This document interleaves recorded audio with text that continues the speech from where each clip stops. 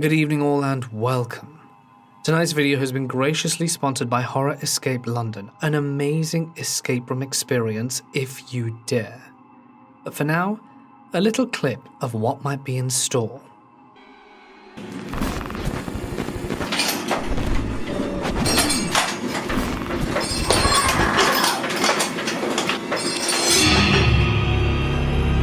Welcome to Horror Escape, the UK's premier immersive horror.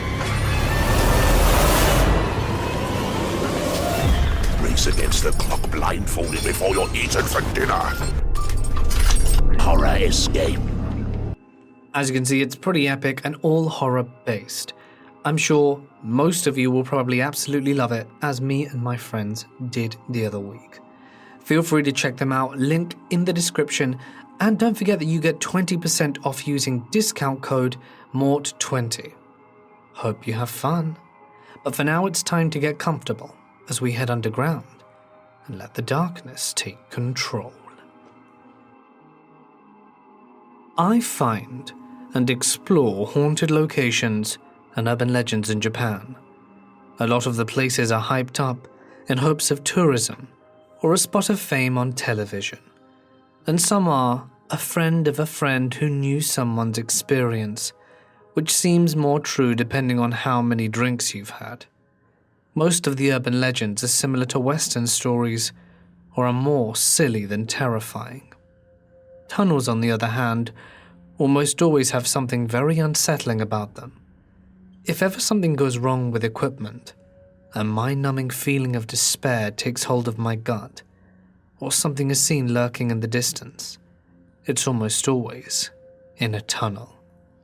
The creepiest experience I've had is when I was exploring a haunted tunnel in the mountains between Shizuoka and Aichi. I was taking photos of the area, and there was something very obviously standing on the other side of the tunnel. It was like two dark masses, which would sometimes dart from one side of the entrance wall to the other. Not to be deterred, my friends and I walked into the tunnel with our torches and backpacks. We reached halfway before the torches shut off in some sort of electrical failure. Suddenly, from the other side of the tunnel, which had become very, very dark without torchlight, I could hear something sprinting towards us. I panicked, turned, and found the rest of my friends had already begun rushing back towards the entrance we had entered from. On the other side, each of us explained what we had seen or heard. I said I heard running footsteps. My other friend said she heard children giggling. Another said he thought he saw something leap in front of his torch beam before he turned it off. The final friend said her eye had spotted a white pipe on the wall and thought it was out of place. When she looked again, it had vanished. From a logical perspective, there are plenty of reasons for why the torches turned off. Figuring we had been the subject of a prank set by local kids, we investigated the tunnel's history a bit further than the first few stories we scratched upon on our first round of investigation. Turns out, 2 kids had died in the tunnel during a massive storm. The mother had searched for them during the same storm, but drowned outside the tunnel in a flash flood. Local stories said sometimes the ghost of children will rush you in the tunnel, and the mother can be spotted climbing the interior walls, i.e., the white pipe may have been one of her limbs. I went to college in Moorhead, Kentucky, and this was back in 2017. There was this old mining cave system called the Mushroom Mines. They aren't used anymore, but it's a hot spot for spooks and exploring. People always say crazy stuff goes down there, like rituals, but I only believe the occasional drug deal or something. Someone said police found a goat cut in half down the center of its face, but I never saw evidence of that, so I don't believe it. Anyway, my friend Teddy and my boyfriend at the time decided to go to the caves around 2 or 3 p.m. one afternoon after class. I can't remember who, but I think we had 1 or 2 other friends with us, Maybe Teddy's friend, because I honestly can't remember.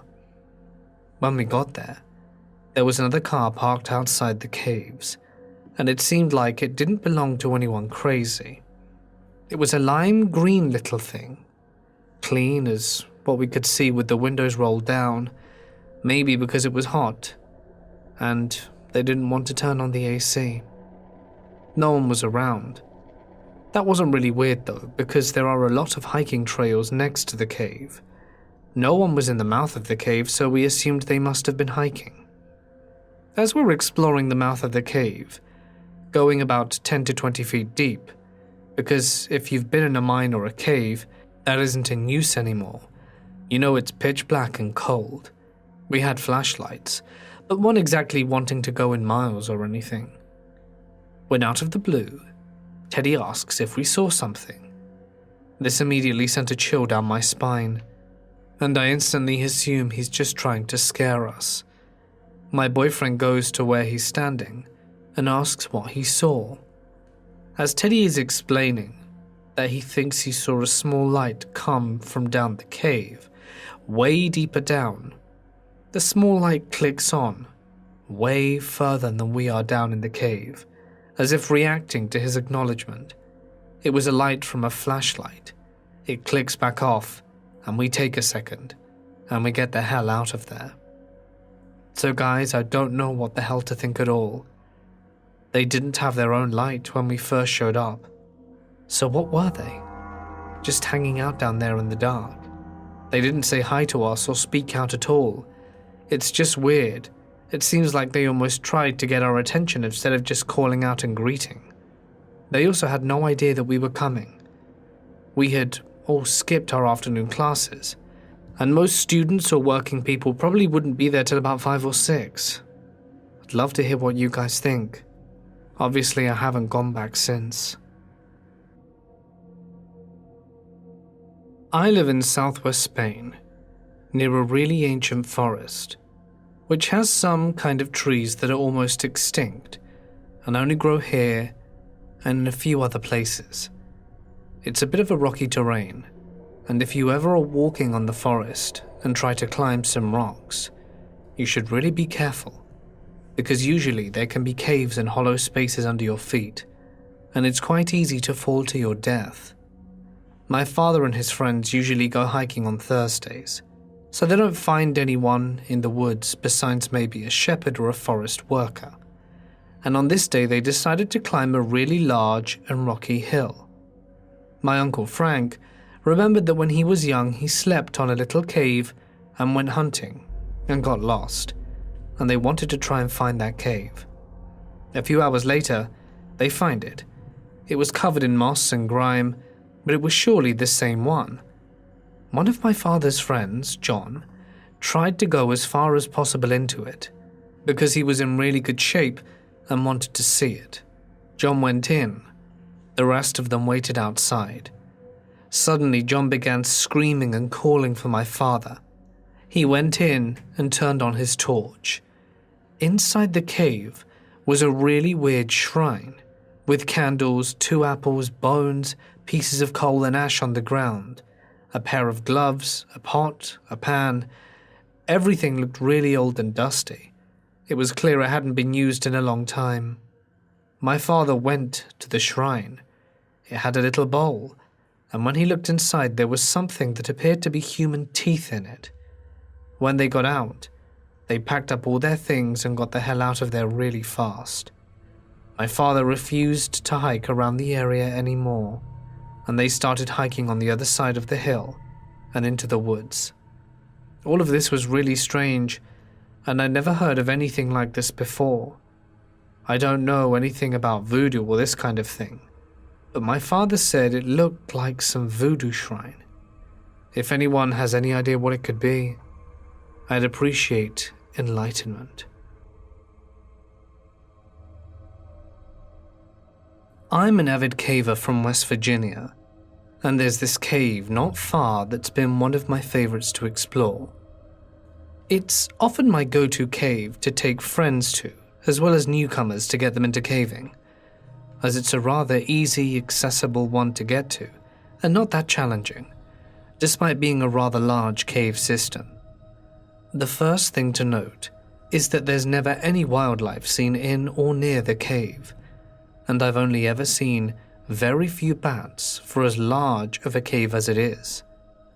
The first really strange thing to happen to me and my friends was stumbling across a pentagram made of salt with a dead bird in the middle, circled by some what seemed to be freshly burnt out candles.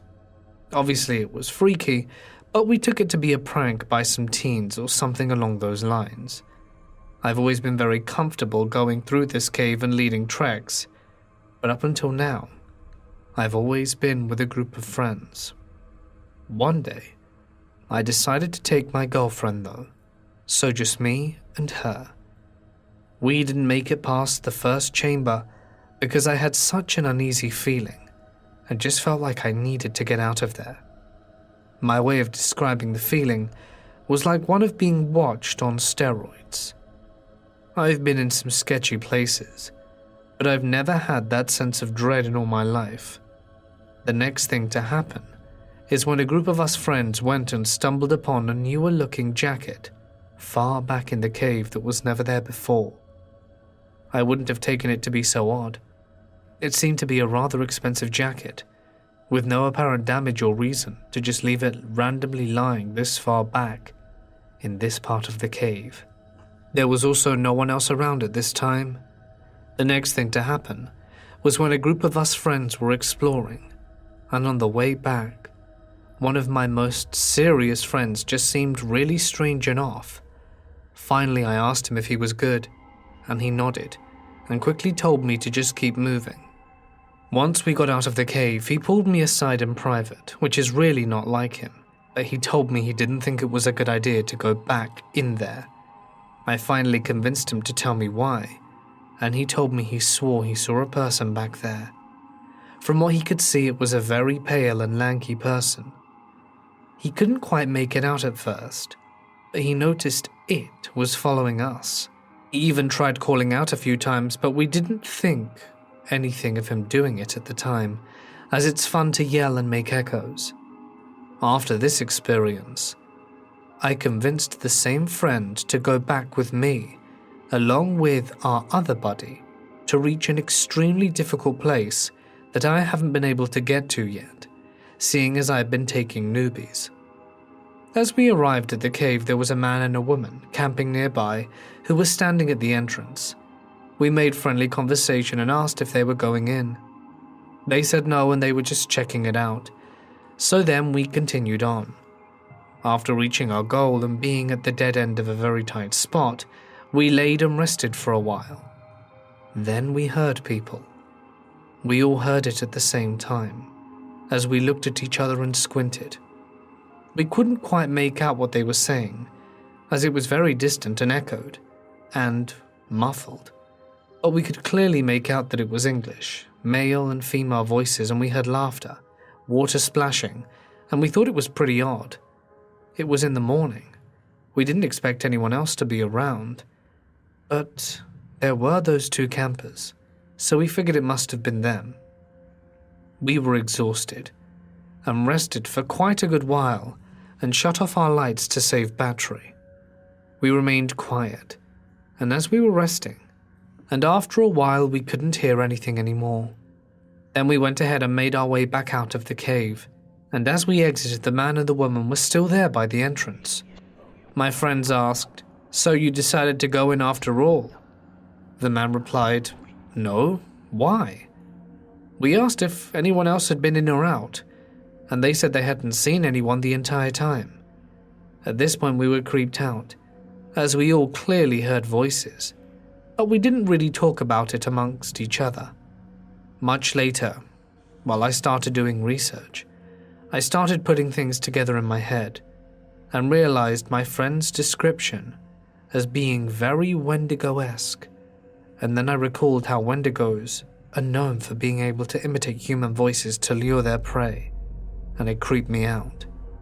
I almost wouldn't believe what he said he saw, but if you just understood the person I'm talking about, he's not someone to ever just make up something like that. I hope you found this interesting. I'm not sure where the witchcraft would tie in, but it's definitely worth mentioning that I later talked to another caver friend of mine who, before I could ever mention, told me they had found a pentagram similar to the one I described later in the exact same cave at a different time. I once found myself in a cave, along with 8 or 9 other people. It was the middle of the Pennsylvania wilderness, and the only entrance was a small hole in the ground.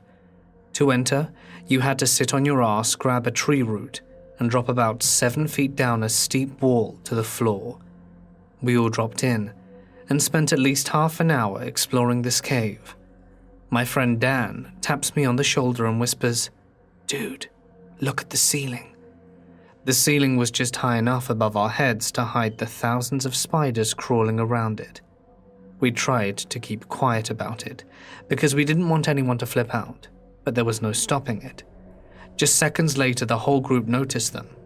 Everyone got silent, and you could actually hear the spiders crawling on the surface of the stone. It was an extra nerve-wracking situation, because the only way to exit the cave was to jump up and pull yourself out of a hole surrounded by spiders. 2 of the girls with us were terrified and refused to climb out. They just couldn't muster the courage to put their faces next to a giant spider's nest. They came around though, and everyone got out safe. I had the honor of being the last to exit, alone in a dark cave filled with spiders, and nobody around to give me a boost. Fortunately, Dan was brave enough to reach down and give me a hand. When we first discovered the cave, we were like, I can't believe we've never heard of this place. And now, I know why. A few months later, I found out the cave is off limits in the fall because of the rattlesnakes. My family is very British. They came to America right at the end of World War I. I never asked why, because from what my mum told me, it hurts for them to talk about. We are so British, in fact, that not only does my grandfather still say God save the Queen, even though having been born in the States, now being from this family who thinks they're from the UK, we carry a lot of stories and legends over. One of these was the story of the Tommyknockers. The Tommyknockers are allegedly the souls of miners or spelunkers who were killed in the caves or mines they worked in, that either collapsed or that they got stuck in. They are said to either try and kill people in the mines or caves by hammering at support beams or integral rocks in the structure to try and cause it to collapse. Some people also believe that the knocking is a warning when a cave or mine is about to collapse in on itself. And now for my story. My grandparents used to own a lot of land. I can't say where, but know that they had a cave that may or may not have been a mine at some point. My cousins and I used to be very mischievous and basically were entertained by disobeying our grandparents. They always told us to stay out of the cave. They said it was very dangerous and that the Tommyknockers might get us. My oldest cousin at the time of 13 said that we should try and take a camera in and find some of the alleged Tommyknockers. They took my grandmother's camera and we ran into the cave when they were asleep, as it was early in the morning. We came to the mouth of the cave, and my cousin said that we had to be quiet so that we could hear the knocks. And I know you guys are going to call bull, but he set the damn camera down on the ground and left it there, so we have no proof. We walked into the cave and climbed down into the opening and began walking without saying anything. After about 10 minutes, we began to hear a faint tap, and my cousin told us to shut up and listened. The tapping turned into knocking, which turned into pounding. It seemed like it was right inside the walls of the cave, and we ran out of the cave so fast you wouldn't even believe it. A few days later, after we had gone home, my aunt told me that the cave had collapsed. This took place when I was 12. My dad owned a motorhome and we often went camping. This particular time my dad and I went camping and I took one of my best friends, Violet. For some background on how this place was set up, it was off a main road. There was a road where on one side there was a large campground, and on the other side there was a forest area.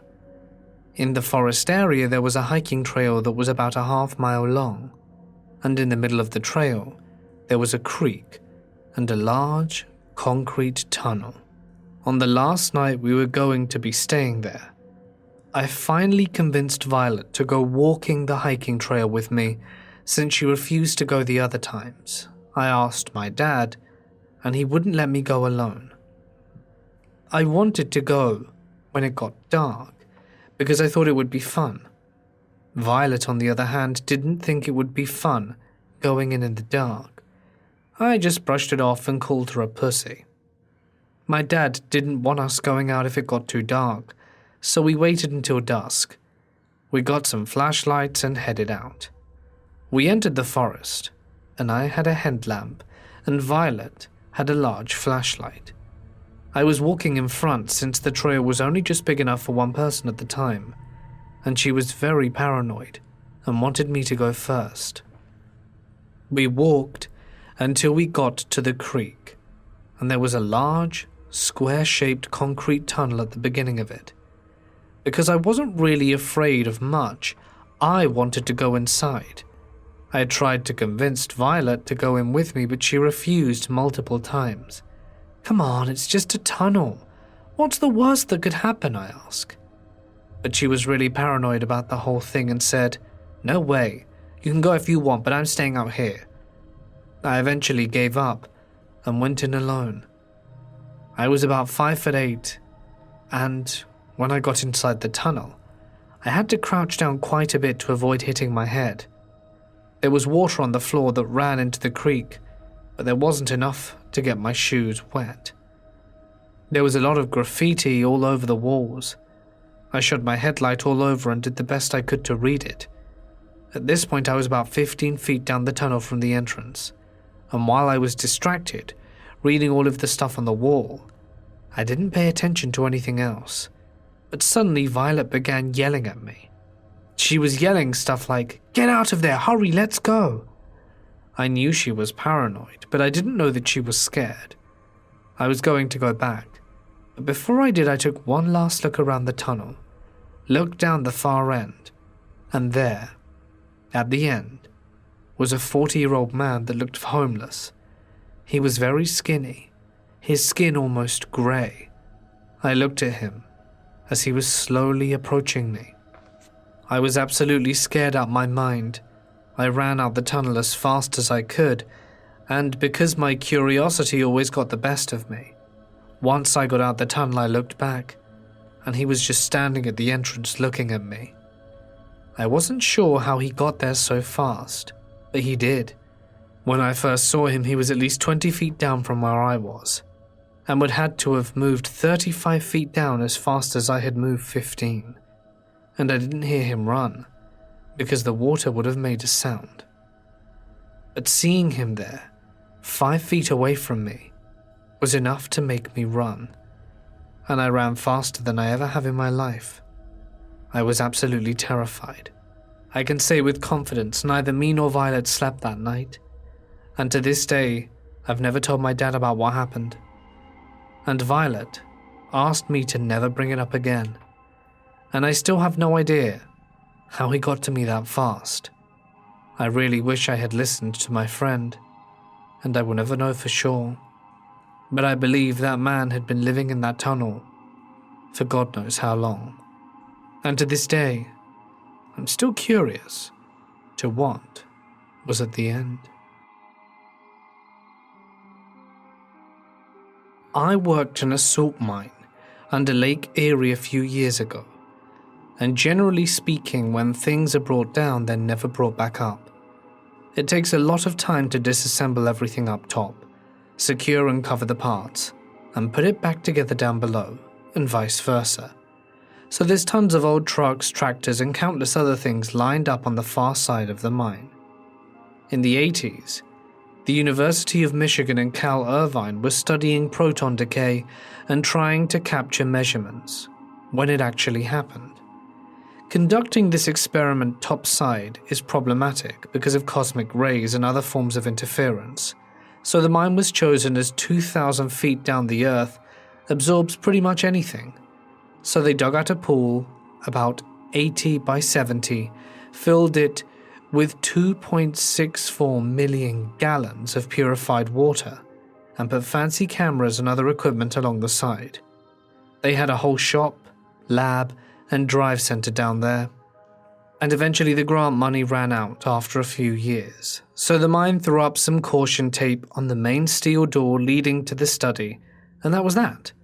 Fast forward 20 years and I'm working there as an electrician, and I get a job to fix some big conveyor motor drive, so I set off to try and cannibalize some parts off old equipment. I remember one of the old-timers telling me there's a bunch of abandoned equipment in an area by the Kepi lift, which is the main elevator. I get over there and find a big steel door hanging off its hinges, with some very old caution tape lying on the ground. The whole study had to be accessed through this one door, which was dug into the wall. So after a while, the earth slowly crushes, bends, and pushes the ground up. After several tries, I yank the door open and step inside only to crap myself when I see a full scuba outfit, wetsuit, mask, belt, gloves, hanging 3 feet inside. So I collect myself, somehow find I didn't actually defecate my pants, but how I'll never know, and go inside, past the goddamn scuba dude. Everything inside was left exactly how it was 20 years ago. Coffee cups left out, day planners, job schedules, along with tons of scuba gear, oxygen-filled tanks, and computers. I make it about 10 feet-ish to the edge of the pool, and it's hard to see if the water's still in it, because there's no wind to move it. But eventually I see there's 60 plus feet of pure water in an absolutely dark pool. The sight of a huge black pool in a huge black hole in the ground, lit only by the small amount of light my camp light put out, and the absolute silence of being underground made me feel really uncomfortable. So I left in a hurry. That place really creeped me out. My grandpa got lost in Mammoth Cave after he got back from World War II. Apparently before he was drafted it was not a national park, and the rules around exploring it were very loose. The property it was on was privately owned, and locals were known to trespass and explore the cave, or that's what my grandpa used to tell me. He and his friends very well may have been the only people trespassing. While my grandpa was serving in the Pacific Theater, the cave became a national park. After arriving home, my grandpa and his friends that survived the war went back to explore for old time's sake. They were wandering around with a flashlight when they heard a tour group. Considering that they weren't in there legally and had bypassed many federal trespassing signs, they cut the lights and slowly but surely tried to walk unnoticed back to the entrance. Unfortunately, they went deeper and spent 17 hours in there before getting out. He didn't have many stories because apparently you inch along in complete darkness without being able to see your hand in front of your face. But he said one of his friends kept saying, "We didn't survive that crap to die in here." Let me take you back a few years, before the boredom that was the pandemic. This all happened at a barbecue. Remember those? My friend was having his annual barbecue. It was a beautiful summer's day, and we were all getting absolutely filled with delicious food and a little bit drunk. I'm not ashamed to admit it. While it was still light out, being the summer, my friend, the host of the party, talked about a cave in the distance. We all inquired about what was so special about the cave, and he told us that this cave in particular is said to have been the site of some pretty gruesome stuff in the past, in the war times, and that because of it, they had to put grates on the entrance. All of us lads called absolute bull and wanted to see this cave for ourselves. My friend, the host, really wanted to go exploring it, as he was convinced there was something worth seeing inside, So in our tipsy bravado, we all fetch what equipment we can to go exploring before dusk. We grab a handful of torches and start taking the 2-mile walk across random fields until we get to a small area. It was a bit like a forest, a tiny forest nestled between about 4 or 5 different fields. We get in and start looking around for the cave. My friend is ahead of us, guiding us through this little clearing, when he takes us down a hole. He explains that he believes this hole had been made by a bomb thrown during World War II. And that is when we find the grills. Nowhere near as impressive as I had originally thought. I was expecting the gates to Hogwarts or some huge thing like that, but this was a grill about 4 or 5 feet by 4 or 5 feet. Barely big enough for someone to squeeze in all honesty. We said, "Is this it?" And he goes on to tell me that he had heard in the pub from other locals that apparently horrific things had happened here and that it used to be a research facility in the war. We all called rubbish. When we went in, we were still feeling the buzz of the party and of the alcohol, turned on our torches and started walking in, taking a look around. It smelled damp and of animal feces. We kept on going. From a small entrance, it started to get quite bigger, to a space about the size of an average living room. As we kept going, the tunnel was getting darker, unsurprisingly, and our torches were the only source of light. We looked around. The tunnel was cut into the earth and looked like it hadn't been disturbed in an extremely long amount of time, save for the animal feces. That is when we saw something. Something was reflecting off our light. We approached it cautiously, nervous to whatever could be down there. As we got closer and shone our torch more at it, did we realize it appeared to be a door handle. There was a door in a cave underground. Things were starting to get interesting. As we approached the door handle, the group of us all shone our lights at the door. Surely this would be locked. Were we prepared for such an eventuality? As my friend gently brought down his hand to the handle, he pulled it down, and unsurprisingly, it opened. We were all pretty happy. The door creaked open loudly, very ominous in the echoey cave. As we shined our lights, inside there appeared to be a room.